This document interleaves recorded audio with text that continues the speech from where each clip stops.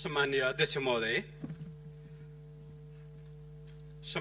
महोदयको अनुमतिले मैले यस सम्मानित सदनमा र बाहिर सार्वजनिक रूपमा पनि उठेका केही प्रश्नहरू विशेष गरेर नेपाल र चीनको सीमा सम्बन्धमा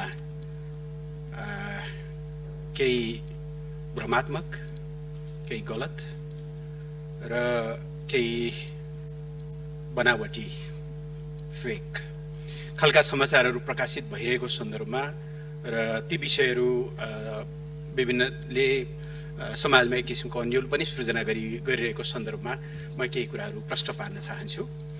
विगत केही दिन अगाडि केही सार्वजनिक सञ्चार माध्यमहरूमा कृषि मन्त्रालयको हवाला दिएर कृषि मन्त्रालय नापी शाखाले पठाएको प्रतिवेदनमाथि आधारित भनेर सिलसिलेवार ढङ्गले सार्वजनिक सञ्चार माध्यमहरूमा केही समाचार आए, जसमा नेपालका विभिन्न भूभागहरू चीनले अतिक्रमण गरेको भन्ने ढङ्गले चाहिँ न्युजहरू बने। हामीले त्यसको सत्यताको अन्वेषण गर्यौं, त्यसलाई सत्यापन गर्ने कामहरू गर्यौं र कृषि तथा पशुपन्छी विकास मन्त्रालयले त्यस सम्बन्धमा स्पष्ट पनि पारिसकेको छ। कृषि मन्त्रालयले गएको असार 11 गते कृषि मन्त्रालयको प्रतिवेदन भनिएको स्रोत उल्लेख गरेर 77 असार 10 गते कान्तिपुर दैनिक र अन्य केही सञ्चार माध्यमहरूमा प्रकाशित चीनतर्फ पनि 7 जिल्लामा सीमा अतिक्रमण भन्ने समाचारप्रति कृषि तथा पशुपन्छी मन्त्रालयको ध्यानाकर्षण भएको छ। उक्त समाचारको आधार बनाइएको प्रतिवेदन यस मन्त्रालयबाट प्रकाशित नै नभएको र सो सम्बन्धी विषय यस मन्त्रालयको कार्यक्षेत्र समेत नभएकोले उक्त समाचारमा कुनै सत्ता नरहेको भनेर जसलाई आधार बनाएर यी फेक समाचारहरू बनाइएका थिए, सम्बन्धित मन्त्रालयले नै खण्डन गरिसकेको व्यवहार पनि म सम्मानित सदनमा जानकारी गराउन चाहन्छु। त्यसैगरी परराष्ट्र मन्त्रालयको तर्फबाट पनि हामीले यस सम्बन्धमा प्रश्न पारेका छौं। त्यो कृषि मन्त्रालयको प्रतिवेदन स्वयंले खण्डन गरेको अवस्था छ। त्यसबाहेक यो चाहिँ नेपाल र चीनको वर्तमान सीमा 5 अक्टोबर 1961 मा भएको सीमा सम्बन्धी सन्धि र त्यस पछाडिका प्रोटोकलहरूद्वारा निर्धारित भएको समाचारमा भनिए जस्तो बाउन्ड्री मार्कर सीमा संकेत चिन्हहरू 37 र 38 कहिले खडा नै नभएको, दुवै देशको बीचमा चाहिँ ज्यादै भौगोलिक दुर्गमताको कारणले, विकटताको कारणले त्यो ठाउँमा सीमा मार्करहरू खडा गर्न नसकिने भनेर दुवै देश सहमत भएर त्यसलाई चाहिँ खडा नै नगरिएको हुनाले ती मिसिङ भए, हराइए, ती सीमा सारियो या भत्काइयो भन्ने कुरा त्यो कुनै आधार नै नरहने स्थिति भएको र अन्य कतिपय प्रश्नहरू हामीले त्यसको बारेमा परस्पर छलफल गरेर टुङ्ग्याउन सकिने र दुवै देशको बीचमा त्यस विषयमा निरन्तर छलफलहरू भएको हुनाले यस्ता खालका दुई देशको सम्बन्धमा प्रतिकूल प्रभाव पर्ने खालका समाचार सम्प्रेषित पनि नगर्न र यस्ता भ्रामक समाचारबाट प्रभावित पनि नहुन अथवा यसबाट भ्रममा नपर्नको निम्ति पनि हाम्रो मन्त्रालयले, परराष्ट्र मन्त्रालयले स्पष्ट पारिसकेको अवस्था छ। सामान्य अध्यक्षज्यू, म 2-3 विषय थप यसमा जोड्न चाहन्छु। नेपाल र जनवादी गणतन्त्र चीन बीच मैत्री तथा अन्य प्रश्नहरूको सन्दर्भमा सन्धिमा हस्ताक्षर गर्न र दौत्य सम्बन्ध कायम गर्नको लागि 1955 मा विभिन्न लेभलमा पत्राचारहरू भएर 1 अगस्त 1955 मा कूटनीतिक सम्बन्ध स्थापना भएको हो।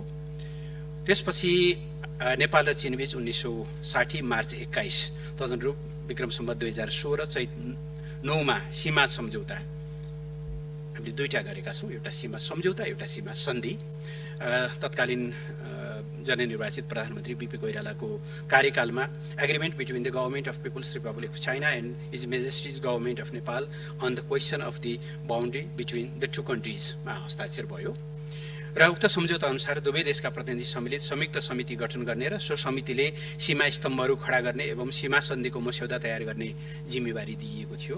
त्यो अवसरमा चीनले शान्ति तथा मैत्री सन्धि सम्पन्न गर्न समेत प्रस्ताव गरेको थियो र सोही अनुसार सन् 60 को अप्रिल 28 मा शान्ति तथा मैत्री सन्धिमा हस्ताक्षर पनि भएको हो र त्यो सम्झौतामाथि आधारित टिम बनाएर त्यसले कायम गर्दै जाने क्रममा नेपाल र चीन बीच 1961 अक्टोबर 5 तदनुसार 2018 साल असोज 19 गते सीमा सन्धि boundary treaty between the People's Republic China and the Kingdom of नेपालमा हस्ताक्षर भएको थियो। यस सम्झौतामा परम्परागत प्रचलित सीमारेखा, संयुक्त रूपमा गरिएको स्थलगत अनुसन्धान तथा सर्वे एवं दुई देशबीच मित्रता, समानता, आपसी लाभ तथा आपसी सम्झौताका आधारमा समग्र सीमारेखा तय गर्ने उल्लेख गरिएको छ।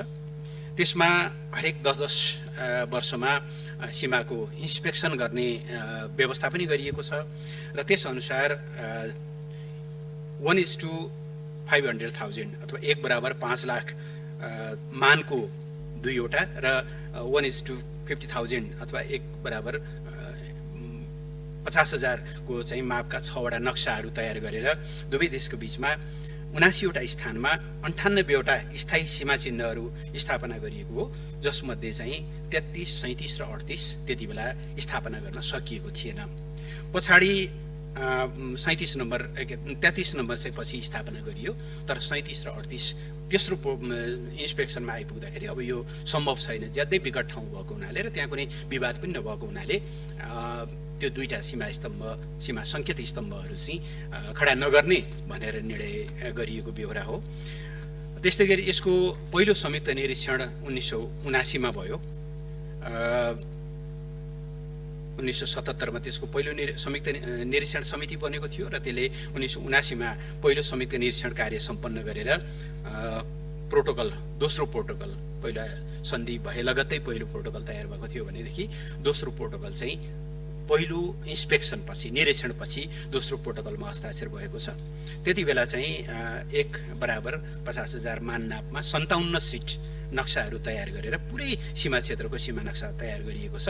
त्यति नै बेला पनि 33, 37 र 38 निर्माण गर्न सकिएको थिएन, तर पहिले निर्माण गरेका 57 र 62 नम्बर पिलरहरू फेला पर्न सकेका थिएनन् त्यति बेलाको निरीक्षणमा। दोस्रो संयुक्त निरीक्षण 1989 मा भएको हो। त्यसमा 57 र 62 को खोजी गर्दा त्यति बेला पनि ती दुईटा भेटिएनन्। 33 चाहिँ त्यति बेला निर्माण गरियो, 37 र 38 निर्माण हुन नसकेको अवस्था थियो भनेदेखि तेस्रो संयुक्त निरीक्षण 2006 देखि सुरु भयो र 5 वटा टोलीहरू बनाएर निर्माण गरिएको थियो। त्यति बेलाको निरीक्षणमा चाहिँ 57 र 62 नम्बर पिलर फेला परेका छन्। सीमा मार्करहरू, पिलर भन्नाले नेपाल भारत सीमामा जस्तो खालको पिलरहरू छ त्यहाँको भौगोलिक अवस्था हेर्दा कुनै ठाउँमा पहरामा खोपेर यो हो सीमा भनिएको छ, कहीँ सीमा यहाँभन्दा यतापट्टि पर्छ भनेर सङ्केत गरिएको छ, त्यसै भएर त्यसलाई बाउन्ड्री मार्कर भन्ने गरिएको अवस्था छ। र त्यति नै बेला चाहिँ अनि दुई ठाउँमा चाहिँ सहायक स्तम्भहरू बनाउनु पर्ने थियो। 54 नम्बर स्तम्भको 1-1 र 54 को 1-2 त्यो पनि त्यति बेला निर्माण गरिएको अवस्था थियो भनेदेखि अब 37 र 38 चाहिँ बनाउन नसकिने भन्ने निष्कर्षका साथ 100 वटा बनाउने भनिएकोमा हाल चाहिँ 98 वटा सीमा स्तम्भहरू रहेको, सीमा सङ्केत चिन्हहरू रहेको बेहोरा म सम्मानित सदनलाई जानकारी गराउन चाहन्छु। त्यही तेस्रो संयुक्त सीमा निरीक्षणले 3-4 वटा महत्त्वपूर्ण निर्णयहरू गरेको छ। पहिलो चाहिँ यी सीमाहरूमा एक्युरेसी होस् भन्नका निम्ति GIS system, geographical information system जडान गर्ने, ताकि भोलि कहीँ कतै सीमाहरू हराउँदा अथवा हिउँले पुरिँदा त्यस्तो अवस्थामा पनि त्यसको कुनै विवादहरू नहोस् भन्नका निम्ति GIS लागू गर्ने निर्णय गरेको छ। त्यसलाई अन्तिम रूप दिनुपर्ने कामहरू बाँकी छ। खास गरेर पश्चिमतिर त्रिदेशीय बिन्दु टुङ्गो गर्न बाँकी छ।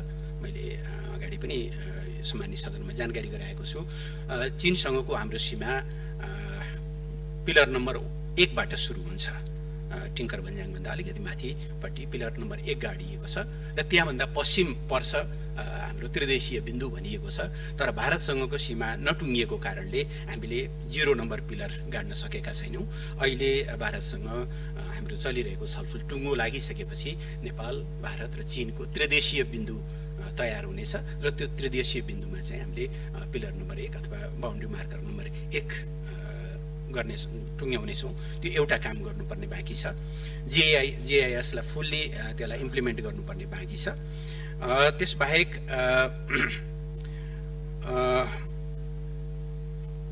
एउटा विषय छलफल गरिरहेका छौँ हामीहरू, खास गरेर सगरमाथाको उचाइको सन्दर्भमा चाहिँ सगरमाथाको उचाइ स्नो लाइनलाई मान्ने कि रक चाहिँ बेसलाई मान्ने भन्ने बारेमा चाहिँ दुईटा देशको बीचमा छलफलहरू चलिरहेको छ। पहिले हामीले चाहिँ सुरुदेखि नै स्नो लाइनलाई मानेर 8848 मिटर त्यसलाई त्यसको उचाइ मान्दै आएका छौँ। संसारले पनि यही कुरा मान्दै आएको छ। तर बीचमा चीनले आफूले नापी गर्दा उसले चाहिँ हिउँको रेखाभन्दा तल वास्तविक रक कति हो त भन्दाखेरि 8844.43 भनेर उसले चाहिँ नाप गर्यो। तर सगरमाथाबाटै सिमाना जाने भएको कारणले गर्दा त्यसको हाइट चाहिँ दुवै देशको सहमतिबाट मात्रै टुङ्ग्याउन सकिने अवस्था हुन्थ्यो। त्यसकारणले त्यो विषय टुङ्गिएको अवस्था थिएन। नेपालले त्यतिन्जेल आफ्नो तर्फबाट नापी गरिसकेको अवस्था थिएन। नापी विभागका हाम्रा कर्मचारीहरूले निकै साहसका साथ, निकै सुझबुझका साथ र निकै जोखिम मोलेर सगरमाथाको उचाइ नाप्नु भएको छ। त्यसका डाटा प्रोसेसिङका कामहरू अहिले सम्पन्न करिब भइ नै सकेका छन्। यसबीचमा चीन तर्फबाट पनि आफ्नो तिरको पाटो उहाँले नाप्नु भएको छ। दुवै देशको बीचमा इन्फर्मेसनहरूको आदान प्रदान पनि भएको छ र छिटै अब नेपालको तर्फबाट सगरमाथाको उचाइ घोषणा गर्ने तयारीहरू पनि हुँदैछ। यी केही कामहरू दुई देशको बीचमा छलफल गरेर टुङ्ग्याउनु पर्ने विषयदेखि बाहेक अरू कुनै समस्याहरू नेपाल र चीन बीचको सीमाको बारेमा नरहेको बेहोरा म यहाँहरूलाई जानकारी गराउन चाहन्छु। यसका अतिरिक्त गएको अक्टोबर महिनामा चिनिया राष्ट्रपति महामहिम सी जिङपिङ नेपाल भ्रमणमा आउनु हुँदाखेरि दुवै देशको बीचमा एग्रिमेन्ट अन बाउन्ड्री म्यानेजमेन्ट भनेर एउटा सम्झौता भएको छ, जुन सम्झौता अहिले संसदको जानकारीका लागि प्रतिनिधि सभामा टेबल पनि भएको छ, दर्ता भएको छ। तर त्यसले चाहिँ यो दुवै देशका क्रस गरेर बग्ने नदीहरूको व्यवस्थापन, त्यहाँको चरीचरणहरूको व्यवस्थापन, त्यहाँको वन्यजन्तुहरूको व्यवस्थापन, त्यहाँबाट हुन सक्ने अवैध तस्करीहरू या अन्य कतिपय त्यस्ता कामहरूलाई रोक्ने विषयहरू, ती सबै कुराहरूको लागि एउटा स्थायी संयन्त्र बनाएर त्यसको चाहिँ दुवै देशको सीमालाई चाहिँ एकदम त्यसको स्याङ्क्टिटी कायम गर्ने गरिकन चाहिँ त्यो सम्झौता कार्यान्वयनमा गइसकेपछि धेरै कुराहरू टुङ्गिने नै छन्। अहिलेलाई चाहिँ अब हामी हेरिरहेका छौँ कसरी यी प्रायोजित ढङ्गले यी खालका समाचारहरू आए, दुवै देश बीचको सम्बन्धलाई गम्भीर प्रभाव पार्ने यस्ता खालका फेक न्युजहरू कसरी कहाँ कुन कारखानामा उत्पादन भए र ती कसरी यति सजिलै सर्कुलेट भए भन्ने बारेमा हामी सबै अलिकति गम्भीर पनि भएका छौँ। कुनै पनि देशको हकमा इस्युहरूमा छलफलहरू हुन सक्छन्। हाम्रा विभिन्न देशहरूसँग अहिले नै पनि हाम्रा विभिन्न इस्युहरूमा छलफल चलिरहेका छन्। तर एउटा इस्युमा छलफल चले पनि बाँकी विषयहरूमा हाम्रा मित्रताहरू फेरि पूर्ववत नै छन्, हाम्रा सम्बन्धहरू पूर्ववत नै छन्। ती सम्बन्धहरू पूर्ववत नै रहिरहनुपर्छ। एउटा इस्युमा छलफलहरू हुन सक्छ, इस्युजहरूमा देशहरूको बीचमा चाहिँ मतभिन्नताहरू पनि हुन सक्छन्, कहिलेकाहीँ गम्भीरै पनि मतभिन्नताहरू हुन सक्छन्। तर त्यसले समग्र एउटा सम्बन्धको आयामलाई कहीँ कतै प्रभावित पार्नु हुँदैन। हामी त्यो मान्यतामा अगाडि बढ्ने मुलुकहरू, त्यो नेपाल, त्यसमा यस्ता खालका चाहिँ गलत सूचनाहरूले अलिकति दिग्भ्रमित भएको स्थिति भएको हुनाले मैले सम्मानित सदन समक्ष नेपाल सरकारको दृष्टिकोण राख्नु उपयुक्त ठानेर मैले समय दिनुभएकोमा सम्मान्य अध्यक्षज्यूलाई र अध्यक्षज्यू मार्फत ध्यानपूर्वक सुनिदिनु भएकोमा सबै मान्यज्यूहरूलाई धन्यवाद दिन चाहन्छु। धन्यवाद।